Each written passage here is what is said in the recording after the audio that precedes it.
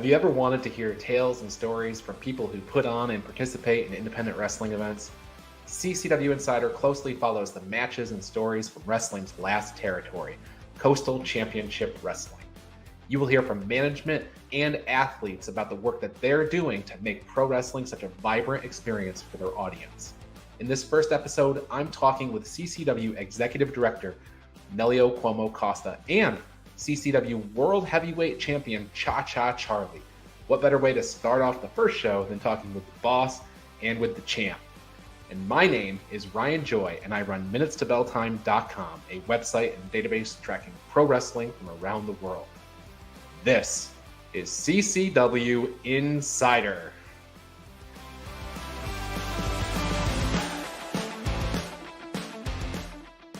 I'm here with Executive Director Nelio Cuomo Costa for CCW Insider Episode 1, kicking things off. And it's fun. We're Episode 1. We're coming off of your 18-year anniversary and rolling right into this new thing, Episode 1 of CCW Insider. Numero uno, it took us 18 years, Ryan, to have an insider. I don't know, it's not a podcast, it's a video, it's a show, it's a television show, because this is going to air on some local networks as well. So this isn't just on the internet, which I'm sure most of you guys are watching it now, but this is actually on terrestrial television. So numero uno, Episode 1 of CCW Insider, and I'm so glad to be the first guest. Who else would it be? Cha-Cha Charlie, maybe? I don't know. Well, so in this episode, we're going to talk with Nelio, the executive director. We're also going to be talking with Cha-Cha Charlie. We're going to throw that interview at the end. So it's a double header. You get a double. That's right. So, I want to talk to you about this. You had a huge outpouring of support from the wrestling community to say, happy anniversary. There obviously the Bill Alfonsos and Gangrels and stuff, they all made Facebook videos, but you had MVP and the Good Brothers were there in attendance. So it seemed like every corner of wrestling was saying, happy anniversary, CCW.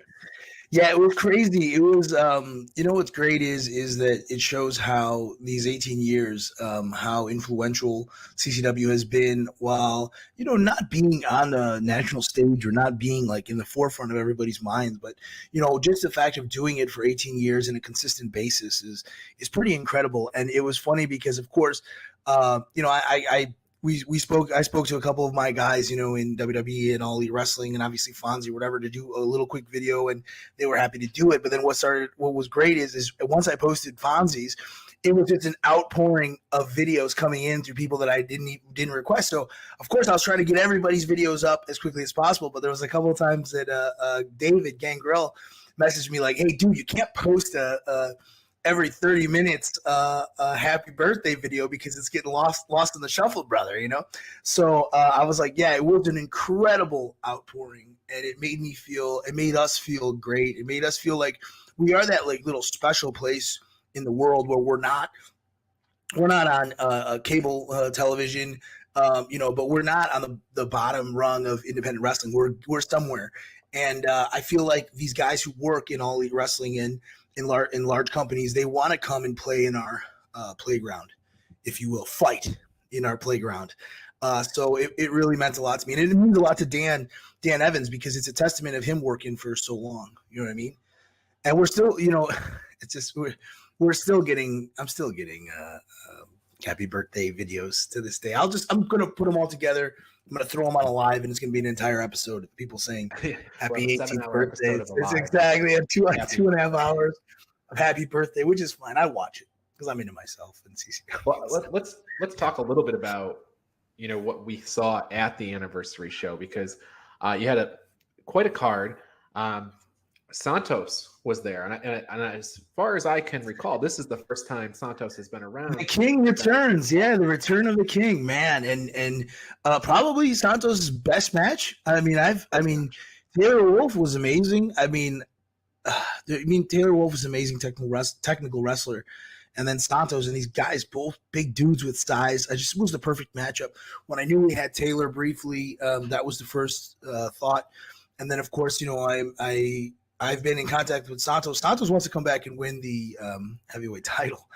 He thinks that was a fluke with Cha-Cha Charlie, but he's had a lot of time to think about it. And I have not seen Santos look as big and as strong as he did Saturday. So, I mean, that's something that you're going to see the return of the King. But you have to see that match, which should be, you know what? It's not going to be on Alive tomorrow, but it should be coming up soon. If now with the television we have a really longer layout schedule, so I just might drop that on the YouTube first and just let everybody enjoy the whole anniversary show in its entirety because it was great. Yeah, a lot of really great matches.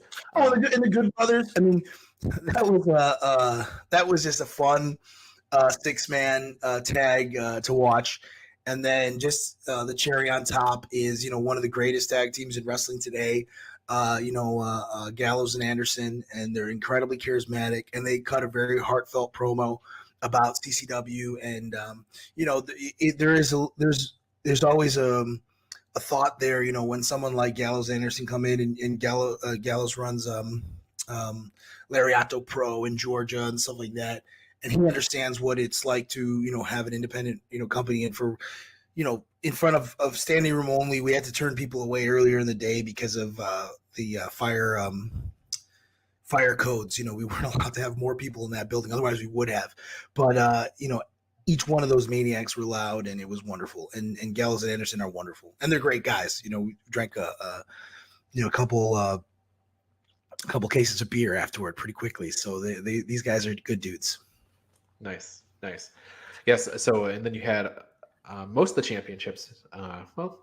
You had 3 championship matches, I guess I should say. Jackal Stevens defending, Cha-Cha Charlie defending in the main event.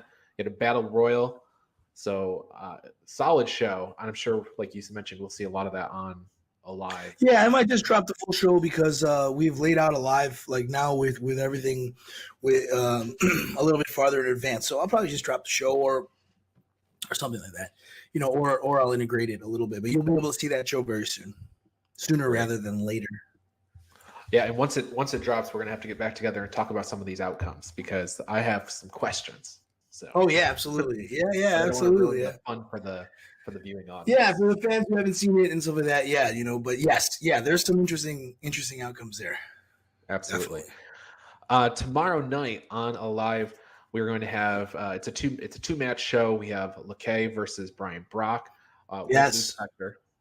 Yes. And we have Romeo versus Cha from the St. Secret Treasure. Yeah. Yeah, so it was from Secret Treasure in February 12th, and these were the 2 hardest hitting matches on the card. You have Lakay, who is 270 pounds pure muscle, and then you have Brian Brock, who's 300 plus. He's not pure muscle, but he's definitely really powerful. You feel those clotheslines. He's a throwback to that Terry Gordy, Stan Hansen type of wrestler. Like he's just a big bad cowboy. I've seen him with a few drinks in him at the bar, and you don't want to mess with him. And then Lakay, who doesn't drink at all, he's just a machine. He trains all day, and it's a hard hitting match. It's a wonderful match, and it's something that I would definitely put up there with some of our best matches of the year. Then of course Cha-Cha Charlie and the OG Romeo is the OG. He was a CCW original, trained at CCW. Completely different style, 16 years ago, or 14 years ago when I first met him. Completely different style. He was like a Latin lover, high flyer at the time. He was like Papi Chulo, who was in our main event and anniversary. I would say he was, that style of a wrestler. And then now he's just a 300-pound bruiser who hurts people legitimately. And I think you'll see some of that tomorrow on CCW Alive. You're going to see 2 hard-hitting matches. Yeah, Cuba versus Dominican Republic. Yes. And Cha-Cha, it's funny, we were just talking about Santos. And Santos had, I think, almost a 2-year run as champion, with the exception of a couple of days. Yeah. And I spoke to Cha-Cha. Alec elbowed him in the back of the head, knocked him out in the ring. So that was the one time. That one time he but yes, a 2-year run. Yeah. And so Cha-Cha explained that he went through a ton of obstacles to get to his championship match, he being Cha-Cha. And it seems to me like there's plenty of obstacles now that he's champion. He is wrestling a full schedule. Santos wrestled a lot, but Cha-Cha is wrestling almost every show, and the title's on the line every show. So he's got a full plate. Yeah, 100%. When I was a kid, I love Bret Hart. Bret Hart was like really my first champion. I kind of missed the Hogan thing a little bit, at least the early Hogan. I caught the later Hogan. I always used to get so upset because Hogan would defend the title like 4 times a year. Yeah. But then Bret Hart would be on Superstars wrestling, defending the title. So smash and demolition for the title. Yeah, exactly. It would be like Virgil would get a shot at the WWE title, and then Hogan would only wrestle, the Earthquakes and the 7-foot guys and stuff like that. But no, Cha-Cha Charlie's he is a fighting champion. Not to say Santos wasn't a fighting champion. There is both guys are incredible in the ring. Both guys are incredible human beings. So there was just a different style and availability. Santos defended that title in Texas and in Mexico as well. So, there was definitely a different feel in regards to the CCW World Heavyweight Championship. But now, when people come to a CCW show, for the most part, there was in Nashville, we had a triple shot weekend a few weeks ago. In Nashville, there wasn't a Cha-Cha Charlie defense, but you'll be able to see Cha-Cha Charlie, and he'll be there trying to defend his title. So we shall see. We shall see how that pans out. It's a risky move to defend the title so frequently. Yeah, and he is. Like I said, we defended an anniversary. This episode of Alive was not that long ago, where that took place, and then this weekend, this Friday actually, bring up the graphic here. You have Bash at the Brew Friday, yes. April 8th. Yes. Wow. Yes. And we'll be defending there too, and I guess we'll go right to that match right off the bat. Anthony Catena, the 6-tool product. At some point, we're going to have him on this show, and I'm going to ask him what all those tools are. It's funny too because in baseball, it's like he can field, he can hit for power, he can steal bases, right? So I think I can figure it out. Probably he's probably going to say. I mean, you can ask him, but something with charisma. Well, he's got the sexual prowess or something. That's the 6th tool, I guess. So Cha-Cha is going to be defending against Anthony Catena. Of course, Cha-Cha talks about it in the interview I have with him about how the fans were behind Catena for all of about 45 minutes. The last bash, he comes back and he asks for forgiveness. Man. Yeah, I never bought it for a second. He came to us when we were setting the 6-man, and he said he's turned over a new leaf, and he was with the bus, and he was with Nick Turner, and I blame the bus because the bus vouched for him, said that he was a great guy, that he'd been talking to him, that he'd been talking for a long time. Jackal too mentioned Anthony to me multiple times that he had turned a new leaf, and then of course it was all a lie. It was all a plan to go for the CCW heavyweight title, and then by attacking Cha-Cha Charlie. Catena didn't come back and win matches to get this shot. I mean, he went and he attacked Cha-Cha Charlie, and Cha-Cha Charlie demanded a match with Anthony Catena. So that was how it all came together.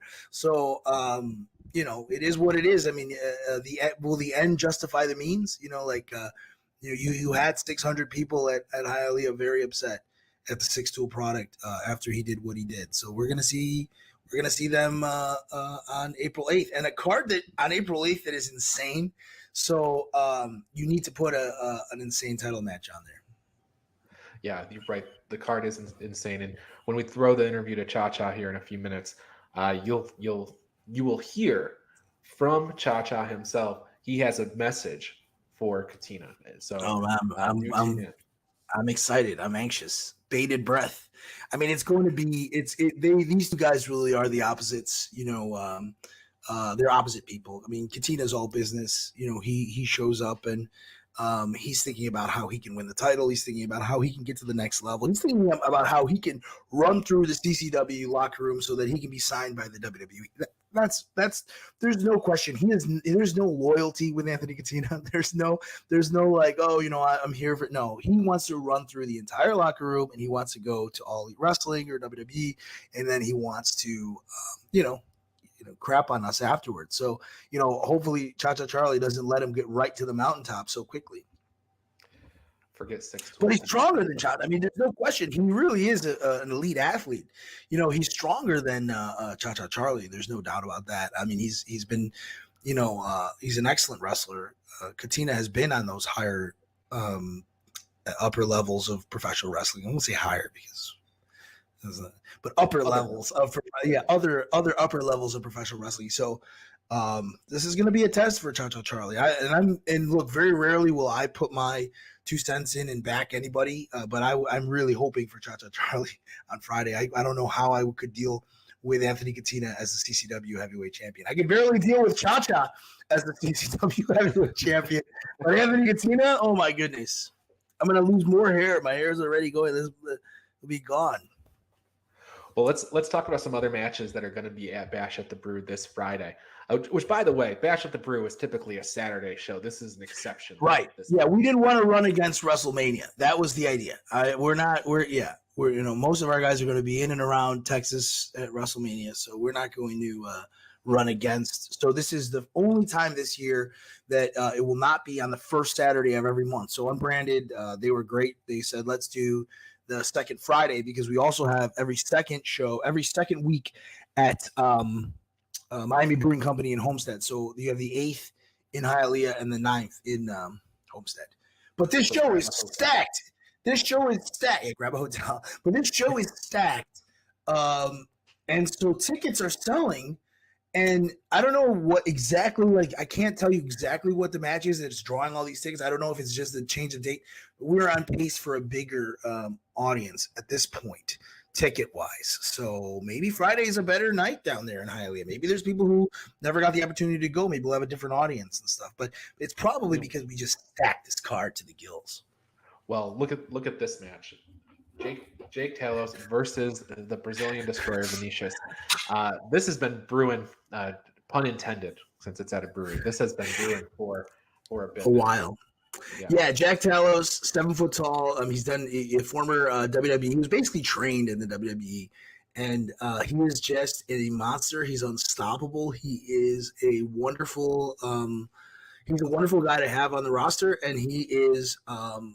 With Blake Bowman and America's Top Team. There might be a few special guests this Friday that might be interesting as well in regards to that match. But truth be told, this match has been coming for months. You have Talos in November of last year making a CCW debut and laying out Vinicious and Ariel completely, shockingly. And then when Blake Bowman and John Hartnett for America's Top Tag Team, they wrestled for the Tag Team Championships, you had Talos, who was always there to make Vinicious' life a living hell. So it's taken a little bit of the Brazilian Destroyer's focus away from the tag team titles. And I don't know if that's good. I know that Fonzie, Fonzie's always looking for these big money matches, but you have to remember that the South American Alliance are the tag team champions. So this match will be a big match, but also there's a little worry about the focus of the Brazilian Destroyer. But that being said, his focus should be 100% on, the giant Jack Talos. There's no question about that. And Blake Bowman and there's risk here, right? Like, what happens if Vinicious goes in here and gets injured? Yeah, exactly. No, we have this. We have the South American Alliance, who are a major part of CCW, and they're in the tag team division, and they're after people are gunning for them. Everyone, I don't know if everyone saw the video, but ERA has recruited Johnny Nova to go against the South American Alliance. They attacked Ariel Levy with a chair after the 18 anniversary. The Brazilian Destroyer was not around. I don't know. I don't know if he was with the Good Brothers. I don't know what the situation was, but Ariel Levy was laid out. So already you have clearly ERA, who had the title shot for the Southeastern Championship, he's decided to go for the tag team titles, and he has taken Johnny Nova, who's had a very frustrating time in CCW lately. So you have two Impact wrestlers, two guys who can really go going after the South American Alliance, and in a lot of ways, the Brazilian Destroyer is a little bit distracted because he sees Jake Talos and he knows he wants to fight Jake Talos. But sometimes you have to keep your eyes on the goal, keep your eyes on the prize. So it's going to be interesting to see what happens Friday night with Talos, with the Brazilian Destroyer, with Ariel Levy, with ERA, with Nova, with Blake Bowman, and potentially a couple other people. It's going to be fun. That being said, you have a 7-footer who hasn't been taken off his feet yet, and who's been dominant. But the Brazilian Destroyer has been pretty dominant as well. So let's see what happens. The immovable object, right, with the irresistible force versus the immovable object. That's going to happen Friday. That's the match that probably won't be pretty, but it'll be pretty interesting. So definitely want to check that out. And their cruiserweight title match, Alan S2S Martinez versus AEW's Fuego del Sol. Yes, in the house for Bash at the Brew. This is interesting. This is very interesting. This match. This is, I don't want to say this is S2S's, toughest defense or anything like that, because first, from getting the title off of Chris Farrow was hard enough, and then defending it against Chris Farrow and others. But this is interesting. You got an outside guy coming in and challenging for that belt. Well, you know what? This is the thing too. With Fuego coming in, there was only one place you could put him, and that's on top, and that's where we saw him in that division. And what he's done for All Elite Wrestling, what he's done to get himself a contract, what he's done in independent wrestling has been enough to get him this number one contendership right away. And it's part of our negotiations in doing so. He'll be there the 8th, and he'll be there the 9th. And also, I don't know if this is breaking news. I think this is probably breaking news, but we've made an agreement to bring in Fuego on a fairly regular basis. So we're excited about that. We're excited about, if he's able to beat S2S Martinez, I'm excited where he can potentially elevate that cruiserweight title. Did Chris Farrow elevate it? Yes. But putting it on someone who's on television on a weekly basis in Fuego del Sol, him winning the belt, and having matchups that I see in CCW, I see Fuego versus Chris Farrow. I see Fuego versus ERA, Fuego versus TC Reed. TC Reed, I think, has to lose like 3 pounds because he's like 202, so he's got to get down at 199. But I think if he gets a little sweatsuit on or something like that, he'll be able to do it. You have a lot of opportunities, a lot of guys that can match up very well with Fuego. So we know he loves South Florida. We know he has connections here in South Florida. So let's see where this goes. That being said, it's not an easy task. Alan Martinez is one of the best wrestlers in the world, internationally, otherwise. But lately he's not the same Alan Martinez. He's not there staying late helping the young wrestlers at the CCW training facility anymore. He's out late, late nights, late afternoons from Daytona Beach. Yeah. He's partying it up. He's enjoying his title reign. So hopefully that doesn't affect him negatively. The Alan that I know is the Alan that will stay and work with the trainees at the CCW training facility. The Alan that I know is always there, waking up early, working out. I don't know this Alan that's out until 4 a.m, with whomever. So we'll see. That title in a brewery, it sounds like. Yes, exactly. I think as long as Alan waits till after the match, to scour the audience for women, I think he'll be okay. But if he's caught beforehand, you cannot be distracted for wrestling, while wrestling someone like Fuego del Sol. He has to be locked in. Also, they had an amazing match at the CCW Arena for a video 6 months ago. And that was one of the best matches that I've ever seen, and Fuego was victorious. So you have a guy who's 1-0 against Alan S2S Martinez coming in, going for his title. So, it is what it is, right? I would want to see it. I can't wait to see it. And it's crazy because this show has about 5 main events. And that's basically the whole card is just going to be main event. So, hopefully we'll space it out and let the fans breathe a little bit, especially after this one or before this one. Expect a match of the night match here. You are going to need some that funny moments or something during the show. Right, because it's too exactly high intensity with the title, the Cha-Cha Charlie title match, and you've got the Vinicious versus Talos match. You've got Cruiserweight Championship, but you also, and I've been holding back on this, you've got this cage match, this grudge match between KiLynn King, the CCW Women's Champion. She's defending against Marina Tucker. This is not their first encounter. Obviously, KiLynn took the title from Marina a few months ago, and it was on Alive Wrestling last week, the return bout, where Marina got herself disqualified, got a little too antsy, I guess. But this is a cage match. It's kind of a rare thing in CCW. I haven't seen a cage match in just over a year now. Over a year, yeah. It's been a year. And yeah, this, I always, yes, the first time there's a cage match on Brandon, which scares me. I'm worried that the fans are just going to start crawling into this cage, Ryan. The crazy part of all of this is, sometimes you need a match.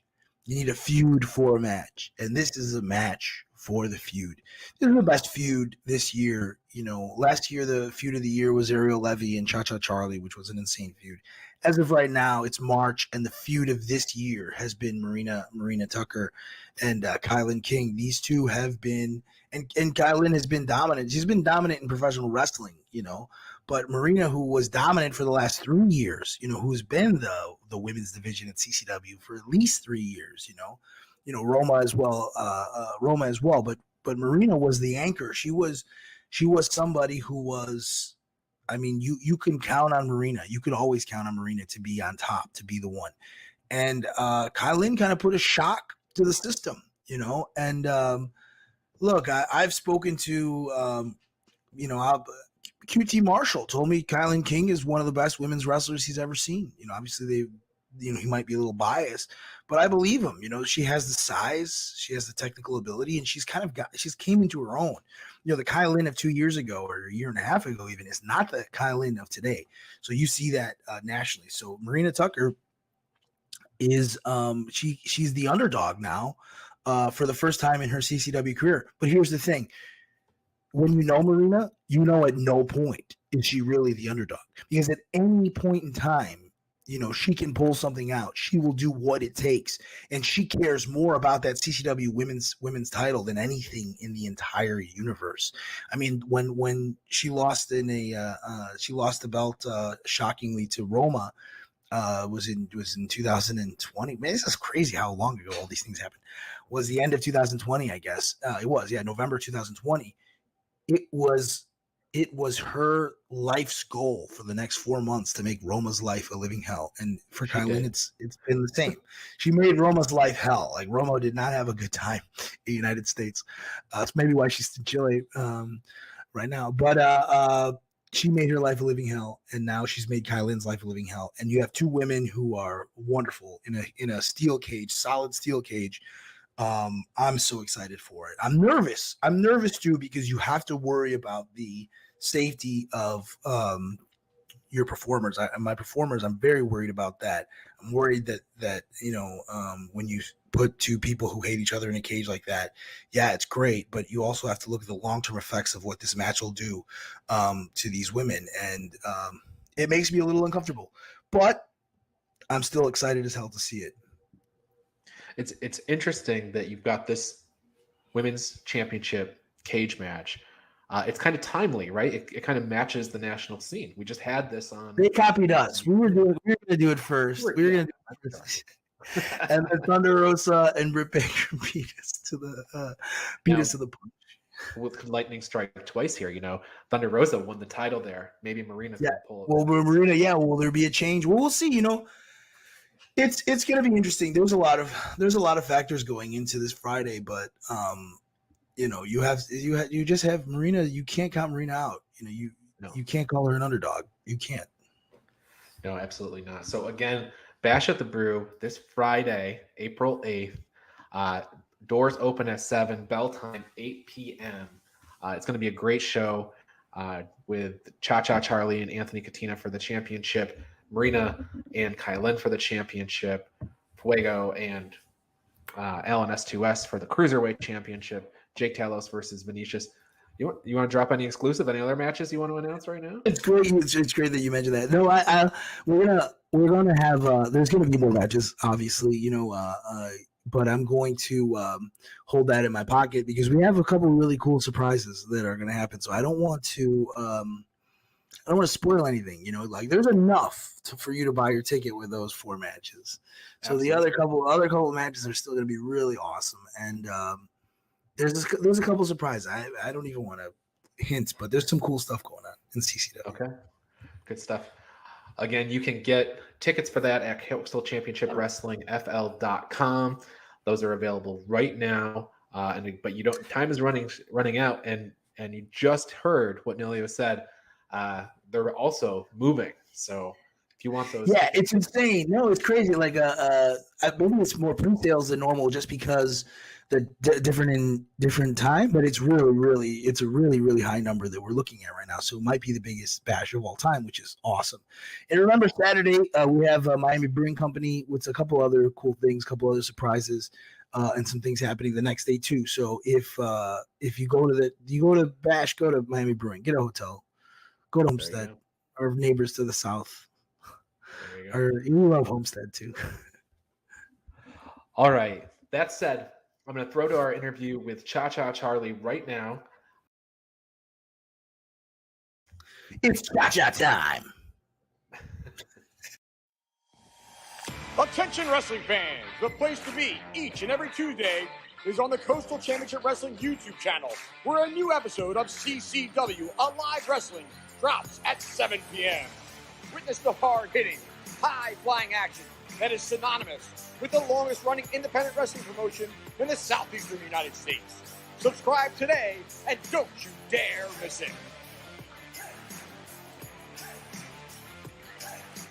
I'm talking with CCW World Heavyweight Champion Cha-Cha Charlie, who defends his title against Anthony Catena this Friday at CCW's Bash at the Brew. Welcome, Cha-Cha. Thank you for having me, Ryan. It's a pleasure to be on the show again. Absolutely. So, you and I haven't talked in a long time, but so congratulations first and foremost on winning the CCW Championship. What's been, I guess, months ago now. Yeah, thank you. Rightfully so, right? Finally, Cha-Cha Charlie's the champ. That's Cha-Cha right. champion. Well, tell us what it means to you to be the CCW champion. I know you have been before, but it's been kind of a long road back to that. So tell us what it means for you to be CCW champion. It means the world to me. I started with CCW to be champion in the company that you started with. It puts you in a different level. I'm on top of the world right now. It feels great to be the champ, and it was. I've been champion before, but this time it was like bittersweet. Reason so, they threw a lot of obstacles when me trying to win the title back this time around. It wasn't an easy road. It took me about a year or two to get it back, and now I'm the champion again. And it's gonna be real hard to take it away from me because the battle that it took me to get there, it wasn't easy. So it's not gonna be easy taking it off me right now. Yeah, I remember you even had to defend once you had the opportunity locked in. You even had to defend that opportunity a couple of times, I think. So, yeah, you did have quite a road just to get the title match with Santos. Yeah. Santos was away. He moved to Texas, so he wasn't around that often, but he still was a defending champ. And me beating Santos, who's the icon of CCW, it makes it even better because when I came in, that's who I looked up to. It was Santos. Santos has been around since day one. He's a fighting champion, and I'm glad it was me and Santos because it's only right that I beat Santos to become the world champion. And aside from a couple of days when Alex Ocean had the title, Santos had a run that was like almost 2 years long. So how do you feel your run as champion is going to be different than his run? I'm a defending champion. I'm here. I'm at every show. I go to every single show. And I'm defending the title at every show. So So my chances of losing it would be bigger than Santos, because Santos would only defend it when when he was around or whenever they brought him back. This time with me, I'm fading. Everyone's on my back. Everyone's chasing me. Everyone wants the world title. Everyone wants to be champion. And you know what? Bring it. I'm ready for everyone and anyone. I'm gonna be the defending champ, and I plan on keeping it long term. You're at a huge disadvantage just because you live in South Florida. Yeah, it's a big disadvantage. People pay to see me. People want to see me, and if I go to a show, not defend the title doesn't make any sense. So I'm here to defend it every single time I can. Well, I want to talk about Bash at the Brew as a show in a second, but in terms of, you said winning the title was bittersweet, and I wondered if part of that was winning it at Bash at the Brew, winning it in Hialeah, as opposed to, up in Ocala or something like that. Yeah. Was it more meaningful for you to have that win down at Bash at the Brew in Miami, essentially? Yeah, because I've been at Bash at the Brew since day one. I haven't missed a Bash show yet. I've been at every single Bash, and that crowd has seen me go through the ups and downs. They've seen a lot of shenanigans happen, and that crowd really wanted me to become the world champion. They wanted to see it. Even when I faced Santos, they thought that I was going to get screwed one more time. But, things didn't go his way. Things went my way. The crowd got what they wanted, and that crowd went ballistic once I won the heavyweight championship title. So I'm glad I won it in Hialeah at Bash at the Brew. Absolutely. So Bash at the Brew, like you mentioned, it's the 15th iteration. It's a signature event for CCW now. You have been integral to that event from the start. Probably of 15 events, you've probably main evented or been in a key match in, I guess, all of them probably. So talk about Bash at the Brew itself. What has that meant to CCW and the career of Cha-Cha Charlie? Bash at the Brew Hialeah boosted CCW into another level. We do good in a lot of different places. Everywhere we go, we do pretty good. We draw a nice little crowd, but that crowd is hot from the beginning. That crowd loves the action, loves what's going on. I think the whole neighborhood already knows about the event that we have every single month in Hialeah. And to be at a brewery, people drinking, people, having fun. If you're not watching wrestling, you're there, you're having a beer, you're having food. It's a big party. And, what better way to have a good time and then have me, as your signature event, your main event. Because at the end of the day, when everything's all said and done, everyone is celebrating and dancing all night long. Yeah. I've talked about Unbranded as kind of like the perfect venue for a wrestling show, right? You have this beautiful bar out front, and then you kind of walk through the back of the brewery, and you walk through these doors, and you have this like gritty atmosphere, and you're back by all the huge tanks, and you've got pallets of kegs and stuff. To me, it just is the best place to go watch. And then you have all the rowdy wrestling fans come in, like you mentioned, and they're cheering, and your connection is so super, super strong with the fans. They're always on their feet. They're always behind you. Why do you think that is? Why do you think that the fans have gravitated to Cha-Cha Charlie in such a way? I feel like they feel like I'm one of them. It is a Spanish community, but it's not only about the Spanish people; it's about everyone. They feel like when I'm getting beat up, let's say, they feel the pain, they feel they feel everything, and they have my back. I have theirs. They feel like I have theirs. They're cheering me on. They're every time I'm down, I see them, and once I see them, I get back up, and that helps me get my moves going. That helps me get going, and I love that crowd. That crowd is the best crowd I've performed in. Miami is the place to go, man. And you've had a lot of signature feuds at Bash at the Brew. You wrestled the South American Alliance for several bashes, and you're coming off of this feud with Agony. You had the first one ended in a DQ, and then you had a no DQ match. And I know you've wrestled Agony before. So I guess my question is, what was different this time around in this particular set of matches about facing Agony? To me, he seems like he's a lot more formidable with Eric Christopher by his side. And I just want to get your take on like what was different facing him in this set of matches as to before. He was ruthless this time around. He, I don't know if the title was more on his mind. I think what he was mostly focused on was beating me up, hurting me, not having me be a part of the Bash of the Brew anymore. They came with a different mindset, and their goal wasn't to win the title. I think their goal was just to provide some agony on me.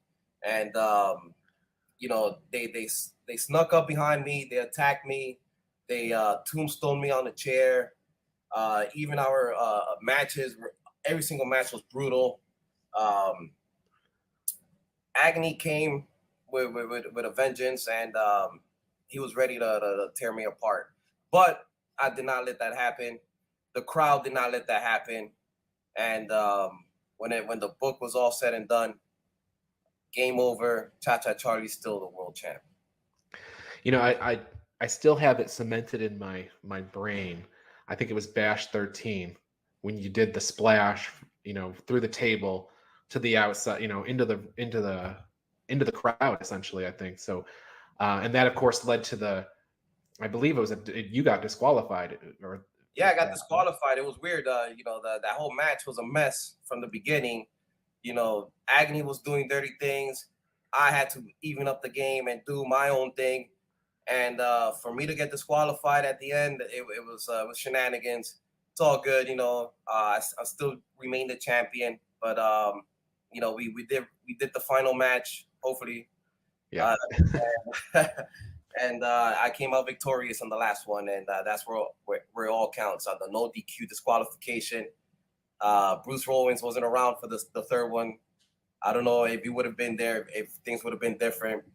I don't know what's going on with Bruce, but hopefully everything's going good with him, because he did get involved on the first match. That's right. Yeah. Well, you talked about, Agony kind of jumping you, tombstoning you, on a chair and everything like that. That seems to be what happens to you, right? Like at the end of last Bash, you kind of got the big double cross from Anthony Catena, which is leading us to our match that's coming up this Friday at Bash at the Brew. I've got the match graphic here: Cha-Cha Charlie versus Anthony Catena heavyweight championship match. He just jumped the line, it feels like. Yeah. I mean, he's a good-looking guy. He's a contender. He's been around. He's wrestled the best of the best. I see why a guy that came would jump the line. But, that day he was if you saw his match, he was with some of my friends with Big English and the Wrangler. They all teamed up. He told a sad story to the crowd, telling them that he's a new man. He changed. And then in my match, again, I get attacked once again, by Beastman. And then he comes to help me. I thought he was really there to help me. The crowd thought he was really there to help me. And then out of nowhere, after my victory over Agony, he switched side. He attacked me, and I can't trust anybody. I just can't trust anybody. I thought I could trust him. I gave him a small little opportunity, see if he could be down with us or with me, with the Cha-Cha Nation. But I guess he has something else in mind, and he wants to be champion. And I can't blame him, man. Everyone wants to be champion, and when you're the champ, everyone is hunting you, right? Yeah, and he duped us all, right? It was 45 minutes, that he was on the right side of the fence, it seems like. But I guess what's your message for him as you both are preparing for this match on Friday? What message do you want to send to him? Payback. He brutally attacked me when I least expected it. And, I guess that's the theme. Everyone wants to attack me behind my back. They can't do it in front of me. They can't step up to the plate. So they want to attack me behind my back. But it's all good. It's a constant story here. Everyone wants to attack me behind my back. But, at the end of the day, I always get my way. I'm going for payback. And when everything's all said and done, I'm still going to be your remaining CCW heavyweight champion. That's well, and you can see that match take place this Friday in Hialeah, Florida. Cha-Cha Charlie versus Anthony Catena for the CCW World Heavyweight Championship. Tickets are available now at coastalchampionshipwrestlingfl.com. Again, that's April 8th in Hialeah. So not that you're looking past Catena, because I think that's going to be a big match, and it could go either way. You've said it's going to be payback, but let's look past him for a second. And I want to ask, are there other opponents that you're eyeing up to defend the title against? Are there kind of like these dream opponents in CCW or in South Florida that you're looking at that you want to give a shot at the title to? I want the best of the best. I want the best contenders. I think I'm ready. I think I'm ready to face the best wrestlers that are available for me right now. I'm ready, man. I'm ready. At the end of the day, it's not who I want to face. It's whoever's next, and whoever's next, get them out my way, because I work so hard to be where I'm at, and it's gonna be very hard to take me down. And I'm in another level right now. I think my wrestling game has turned up to the extreme. I can wrestle, I can lucha, I could go hardcore, whatever you want to do, man. I'm ready. And whoever's next, just prepare, because it's not going to be an easy battle facing Cha-Cha Charlie. One of the things that we have that's been kind of high profile around CCW in South Florida and even nationally is the fact that Gangrel is doing a lot of the training at the training facility at CCW. He's even working with Paige Van Zant now. So my question is, for you, has the competition sort of leveled up a little bit since Gangrel has been training there, or how has the competition changed since Gangrel has been training at the training facility? Yeah, there's a lot of new faces, a lot of new people stepping up to the game. Everybody wants to, to up their wrestling, and Gangrel has been nothing but great for CCW. The school has gone to a different level. Everybody wants to be a part of CCW. There's only one place to train over here, and that's the CCW training facility. And I love every single thing about what Gangrel's doing. And he's just making all these new people become, good wrestlers and trying to step up to the plate. And bring them to me, because I'm ready to see what they're made of. CCW, they call us, they're kind of their tagline. One of their taglines is the last territory. Bill Alfonso said it's the first territory in a long, long time. And we just had the 18th anniversary of Coastal Championship Wrestling. So it's been an institution down here in Florida for such a long time. I wondered, did you have any thoughts on the 18, CCW as an 18-year-old promotion, one of the, the last territory, the first territory in a long time? Any thoughts on the 18-year anniversary? Yeah, I've been here since 2014, so I've been to a lot of anniversary shows, but this one was big. This one was huge. We had a star-studded event, and we had some of the students step up to the plate, try to face me, but you know how that goes. When everything's all said and done, 1, 2, 3, Cha-Cha Charlie stays on top. But I'm so happy that we're at the 18th year. It's been a long journey, but we're here, and we're only riding to the top. And we're gonna go to 19. We're gonna go to 20. Eventually, CCW will be at the anniversary 30, and hopefully I could be a part of them all. There you go.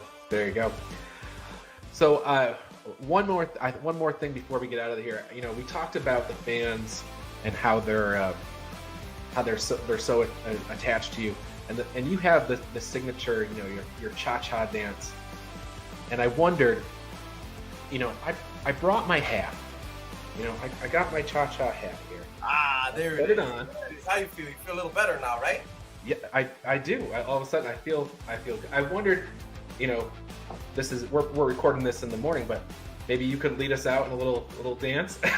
Oh yeah, maybe teach the viewing audience how to do this. That's how feel. Once you put that hat on, the magic hits, and once you feel the magic, feel the rhythm, feel the flow, and it's simple, left, right, left, right, left, right, left, right. Because when everything's all said and done, there's gonna be one big party, and we should all be celebrating and dancing all night long. There you have it. I can't think of a better way to end this thing. So, thank you very much, sir. Thank you, Ryan. Thank you for having me. Thank you, everybody, for the huge support. And let's take it home, Daddy. All right.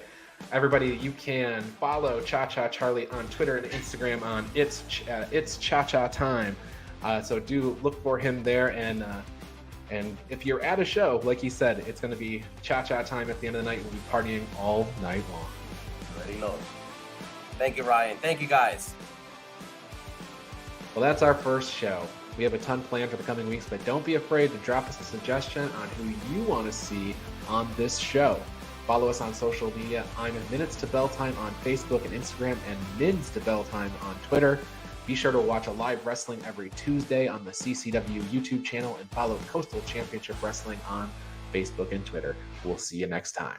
You have been watching CCW Insider, produced by Minutes to Bell Time in association with Coastal Championship Wrestling.